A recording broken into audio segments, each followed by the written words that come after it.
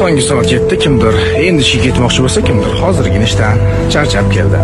Kim uchundir bugun hayotida muhim ahamiyatga ega kunlardan bittasi bo'lsa, kim uchundir oddiy ishga yoki o'qishga borib kelish kerak bo'lgan kun. Biz bormizmi, biz yo'qmizmi, bu hayot davom etib ketaveradi. Farq shundaki, bugun eshigimizni kimdir taqillatib, kechirasiz, men siz anchadan bir orzu qilayotgan mashinangizga altini sizga olib keldim yoki anchadan bir qilmoqchi bo'lgan ishlaringiz bor, o'zingizga man qilib qo'yaman, siz bemalol o'tiravering deydi. Так что ertangi kunimiz kafolatlanmagan. Albatta yaxshi niyat qilish kerak, lekin biz ertaga uyg'onamizmi yo'q, bu fakt emas. Balkim bugun shu kunni o'zgartirish vaqti kelgandir, nima deb o'ylaysizlar? Qanaqa o'ylaysizlar? Mana men akam telefonlari jiringlab, pirvalola deb gaplashib turadi. Ana.